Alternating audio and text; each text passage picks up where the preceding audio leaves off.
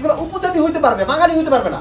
একই জেলার মানুষ, বাঙালি হইতে পারবে না। তার মানে ওখানে কিন্তু উপজাতিদেরকে প্রচুর অধিকার দেওয়া হয়েছে, প্রচুর সুযোগ সুবিধা দেওয়া হয়েছে, যেটা এক ধরনের বৈষম্য বাঙালিদের সাথে, ওই এলাকার বাঙালিদের সাথে এক প্রকার বৈষম্য।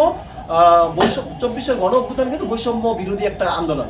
সো আমরা এই আন্দোলনের চেতনা থেকে বলবো যে পার্বত্য চট্টগ্রাম যে চুক্তি করা হয়েছিল, এই চুক্তিটা বাতিল করতে হবে, বাতিল করে সমান অধিকার দিতে হবে সবাইকে, বাঙালি হোক উপজাতি হোক, যে একেবারে সমান অধিকার। কারো কোনো অধিকার কেউ ক্ষুণ্ণ হলে সে কথা বলবে, আমরা তার পক্ষে কথা বলবো, এটা সমস্যা নাই। কিন্তু আমি সমতলের বা ওই স্থানীয় বাঙালি একরকম নিপীড়নের শিকার হবে, উপজাতিকে সুপার রাইটস দেওয়া হবে, এটা তো মেনে নেওয়ার মতো না, এই বৈষম্য, এটা মেনে নেওয়া যায় না। সো ওই চুক্তিটাও বাতিল করতে হবে এবং সারা দেশ এক আইনে চলবে, ভিন্ন কোনো আইন থাকবে না।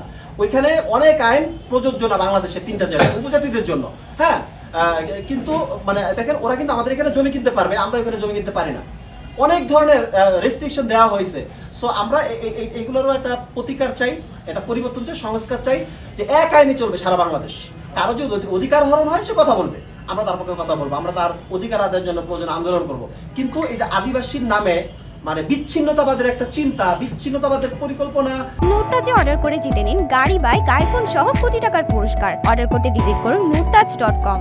এটা দেশের মানুষ মেনে নেবে না, ইসলামের সভারেন্টিও মেনে নেবে। এখন দেশের মানুষ অনেক সচেতন, এখন এটা আসলে কেউ মেনে নেবে না। এবং এটা অতি দ্রুত আমরা বলতেছি এই জন্য যে এই সিলেবাস থেকে, বই থেকে সরকারকে অতি দ্রুত 24 ঘন্টার মধ্যে এটা বাদ দেওয়ার ঘোষণা আসতে হবে। যদি ঘোষণা না আসে আমরা বড় ধরনের আন্দোলন যাবো ইনশাআল্লাহ। আমাদের বাংলাদেশের স্বাধীনতা এবং সার্বভৌমত্বের জন্য সেনাবাহিনী অতি গুরুত্বপূর্ণ একটি প্রতিষ্ঠান এবং আমরা বিশ্বাস করি বাংলাদেশের যে সেনাবাহিনী দেশপ্রেমকে সামনে রেখে দেশের স্বাধীনতা এবং সার্বভৌমত্ব এবং অখণ্ডতাকে রক্ষার জন্যই তারা কিন্তু কাজ করে যাচ্ছে। কিন্তু কিছু কিছু ক্ষেত্রে আবার আপনারা যদি বলেন যে সেনাবাহিনীর এটা ব্যক্তি বিশেষের জায়গায় আমরা বলতে পারি, কোনো ব্যক্তি সেনাবাহিনীতে যাচ্ছে সেখানকার রাজনীতিতে হস্তক্ষেপ করতে চায় বা সেখানকার অনেকগুলা গ্রুপের সাথে তারা অনেক নিজের স্বার্থ হাসিলের জন্য কাজ করতে চায়, আমরা সেগুলোর বিরুদ্ধে। কিন্তু একজন প্রাতিষ্ঠানিকভাবে বাংলাদেশ সেনাবাহিনী যেটা হচ্ছে, যারা আমাদের দেশের সার্বভৌমত্ব এবং অখণ্ডতার জন্য কাজ করে, সেটাকে আমাদের কোনোভাবে প্রশ্নবিদ্ধ করার সুযোগ নেই। কারণ এদেশের স্বাধীনতা এবং সার্বভৌমত্ব রক্ষার জন্য সেনাবাহিনীর প্রয়োজনীয়তা আগেও ছিল, এখনো আছে। এবং দেশের বিরুদ্ধে যে সকল দেশের শত্রু এবং দেশের বাইরে যে সকল শত্রুগুলো আছে, তারা দেখবেন সেনাবাহিনীকে প্রশ্নবিদ্ধ করার চেষ্টা করে। এই যেমন আপনি যে বলতেছেন যে সন্ত্রাসী গ্রুপগুলোর সাথে আপনাদের ঝামেলা লাগে, তারা সামনের দিকে ওদেরকে ঠেলে দেয়। কেন দেয়? কারণ তারা কিন্তু সেনাবাহিনীকে বিতর্কিত করতে চায়, সেনাবাহিনীকে তারা দেখাচ্ছে তাদের সামনে, এইভাবে দেশবাসীর সামনে বা বিশ্বের কাছে দেখাতে চাই যে আমাদের দেশের যে দেখেন কিভাবে জুলুম নির্যাতন চালাচ্ছে। তো এখানে প্রকৃত চিত্রগুলো কি, সেগুলো যারা আমাদের এখানকার সাংবাদিক যারা আছেন তাদেরকে সেগুলো তুলে ধরতে হবে। এবং আপনি দেখবেন যে রিসেন্টলি পাহাড়ে বনাম বাঙালি বা সেখানে একটা সংঘর্ষ হয়েছিল এবং একজন লোক মারা গিয়েছিল। সেখানে কিন্তু সেই পরিস্থিতি কারা নিয়ন্ত্রণে এনেছিল?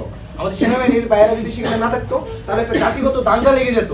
তো আমরা তো এই ধরনের সকল জাতি এবং সকল জাতির গোষ্ঠীর মধ্যে আমরা একটা ঐক্য চাই, আমাদের সংহতি চাই এবং আমরা সবাই যুগ যুগ ধরে মিলেমিশে বসবাস করে আসছি। তো হুট করে এই ধরনের আমাদের মধ্যে ডিভাইডেশন বা আমাদের মধ্যে ভাগাভাগি বা আমার বিভেদের রাজনীতি কারা তৈরি করতে চাচ্ছে? দেখবেন যারা দেশের স্বাধীনতা এবং সার্বভৌমত্বের প্রশ্নে যাদের সমস্যা আছে, যারা স্বাধীনতা এবং সার্বভৌমত্বকে সহজে মেনে নিতে চায় না এবং যাদের চিন্তা আছে যে দেশের ভিতরে আরেকটি স্টেট তৈরি করতে চাই, আরেকটি জুমল্যান্ড তৈরি করতে চাই, তারাই এই ধরনের নানা অপপ্রচার এবং গ্যাঞ্জাম বা ঝামেলা সৃষ্টি করে।